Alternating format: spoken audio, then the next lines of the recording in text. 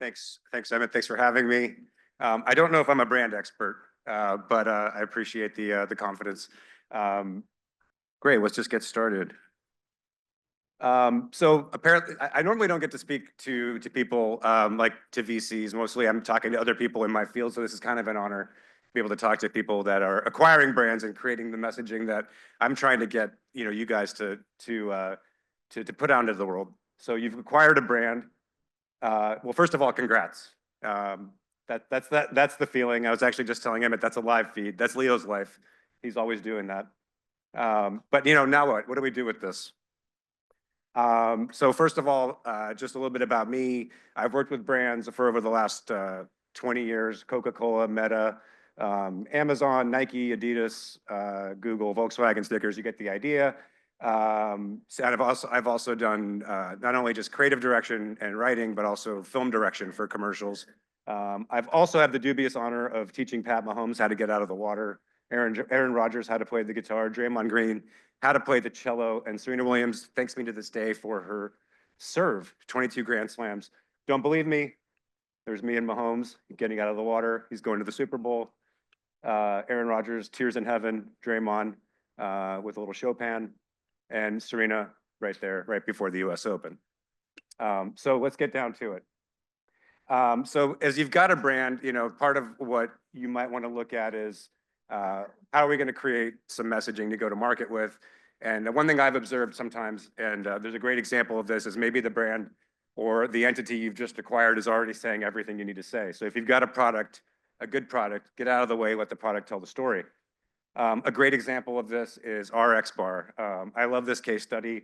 You guys have probably seen this packaging. The story goes, Peter Rahal created this brand out of his mom's basement, started baking. He wasn't a chef or anything like that, just started making protein bars. He was super into CrossFit.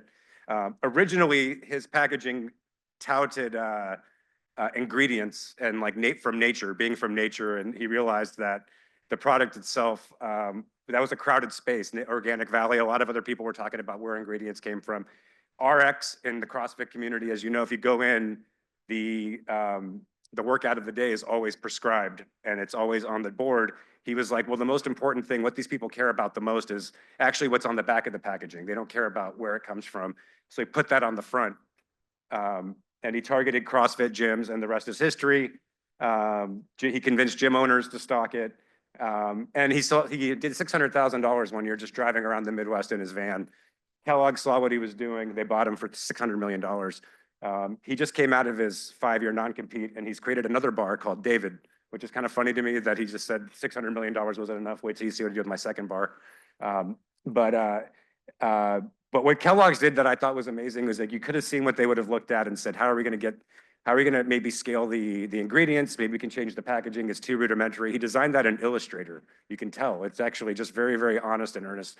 But they didn't touch anything, actually. In fact, the tagline that they used when they went to market with an advertising campaign, which it says on the packaging, is no BS.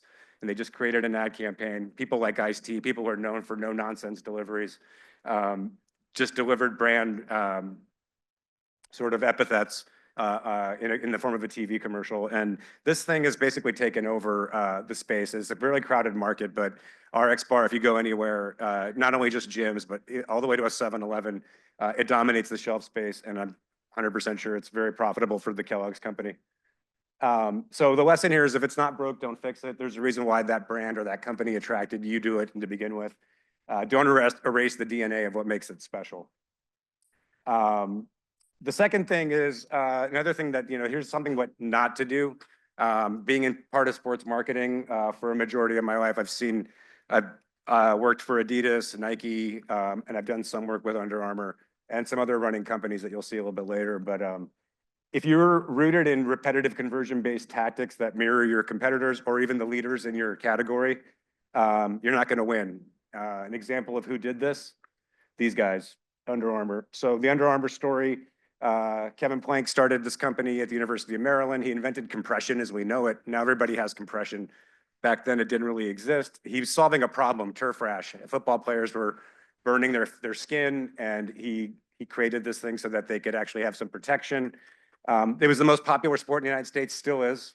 And you could actually see during football games, a guy could have a Nike contract, Nike shoes, everything, and you'd see the Under Armour logo underneath. And so he was already there. He had everything going, and it was genius. So what happened? So Nike had Just Do It and Find Your Greatness. Adidas has Impossible is Nothing, and Originals is Never Finished. They also have You Got This, which is all really articulations of Just Do It at the end of the day. And Under Armour came out with this, with Rule Yourself, with Michael Phelps as one of their athletes. So that's cool, right? The commercials were awesome. This is Find Your Greatness for Nike. This is You Got This with Messi and Adidas. Nike commercial, Adidas commercial, Under Armour commercial. So when they went to focus groups and everything, and this actually happened to us on Adidas when we were trying to enter the basketball market 15 years ago, we did some awesome commercials that looked like Nike commercials, and we'd play them all for all these kids. They're 17-year-old basketball players. And we'd ask them what they think, and we'd say, what about the one with Steph Curry? And they'd say, that was a dope Nike commercial, which is great. That's what you want to hear. The problem is that they made an Under Armour commercial. So, you know, if they connected with them, but they spoke the language of the leader, and you can't really blame anyone for not knowing who made it when it just all looks the same. So this comes down to, like, don't bring a gun to a gunfight. You know, that Nike and Adidas have been playing this game for decades. In fact, they invented the game, and they tried to outdo them they tried to out Nike or beat Nike by out Nikeing Nike. It's just not going to work. Now, it worked for some people. The ad agency, they won awards. The Under Armour account did really well creatively. It got celebrated in the advertising community. The creatives got promoted. Some of them went on to start agencies. Under Armour right now, today, is fighting for relevance, actually. And Nike and Adidas sales have gone through the roof. They also made another mistake, is they wanted to get their product out there quickly, and so they discounted it. So some of their premium products, like their high-level compression, even some of their shoes, they went into stores like Ross and Macy's, and they made it available. And once the consumers thought that their brand was discounted, they never saw them as a premium player ever again. And they also forgot their core audience. They had football. If you look at the top 100 TV shows that were rated in the last year, the top 100, 93 of those were NFL football games, which is insane, right? So they had the market. They got away from football. They started getting into swimming.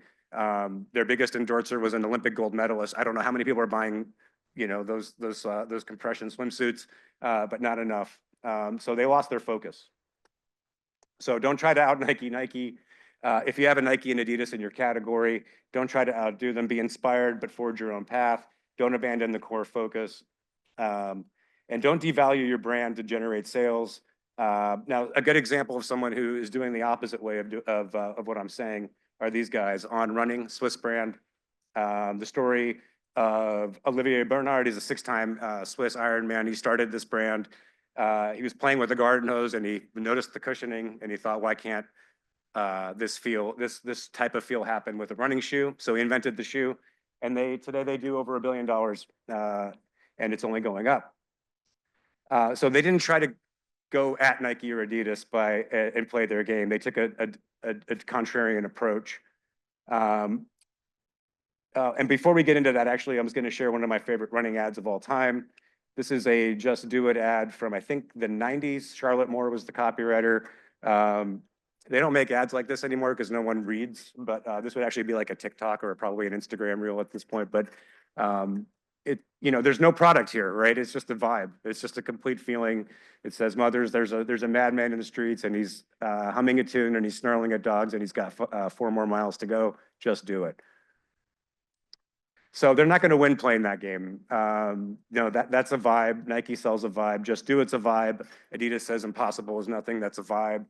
On did something novel. They sold the product, but more importantly, they sold how the product made you feel.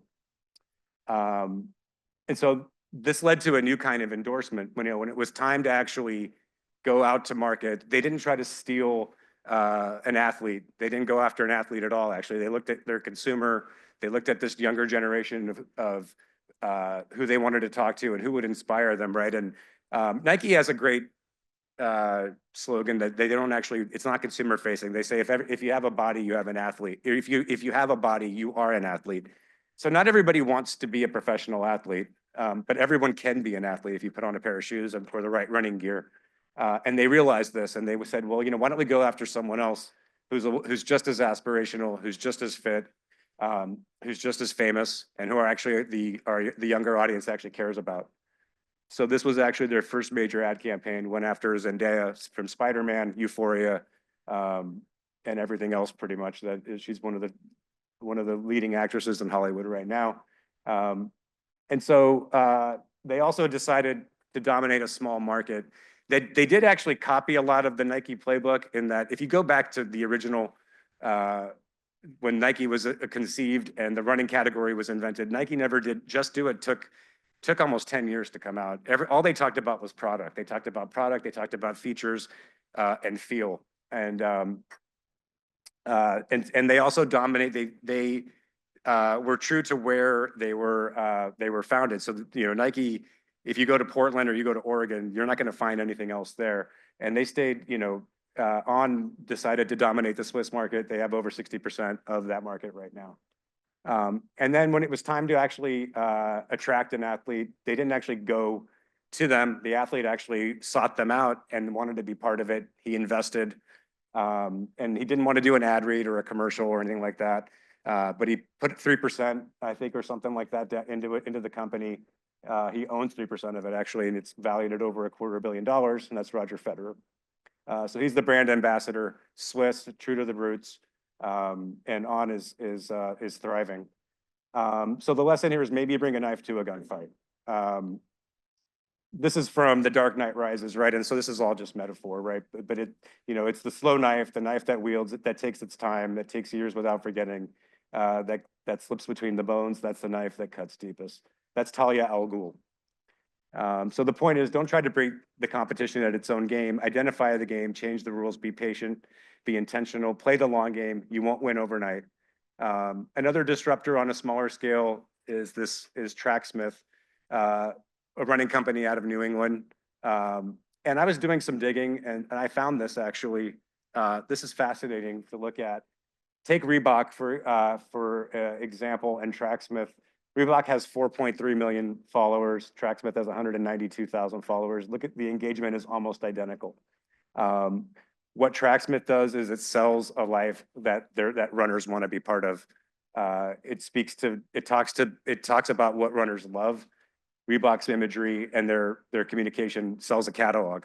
They kind of zoom in on the product. It doesn't feel real. It doesn't feel authentic. It doesn't feel aspirational. Celebrity and influencers. Influencers are your celebrity. Seek the consumer, and speak to them where they are. If they're watching Tracker on CBS, maybe that's the place to talk to them. But if not, look for ways to disrupt them in a way that doesn't make them feel like they're being disrupted. So brands like Tracksmith and Path Projects and Bandit are these late entries into the running category, which you wouldn't think would have room for growth or market share. But they are getting it because they're talking to them in their language. They're speaking to them. They're finding out what they're doing. They're finding out what they love, and they're selling them what they love and what they're trying to attain. And they're not just trying to sell them a catalog. So that's another thing, is that great brands don't just hold the mirror up to their product and say, this is how great it is. This is why you should buy it. They talk about what they love. Some examples of this, obviously, Think Different. This is not about Think Different. That never said we make computers for the creative class to change the world. They sold a vibe and a lifestyle. Open Happiness. There is a product there, but it's how the product makes you feel. Volkswagen, Drivers Wanted, one of the most successful automotive campaigns I had the privilege of working on. And that was about On the Road of Life. There are passengers and there are drivers. Volkswagen drivers had a certain pride and a personality to them. So be brave, be nervous. If you're not nervous, you're not doing something new. That's when you're starting to communicate. If you're starting to feel nervous about something, that might be a good thing. Commit to a voice, be consistent, and don't panic. And don't play with guns or knives. It was all metaphor, people. Thank you.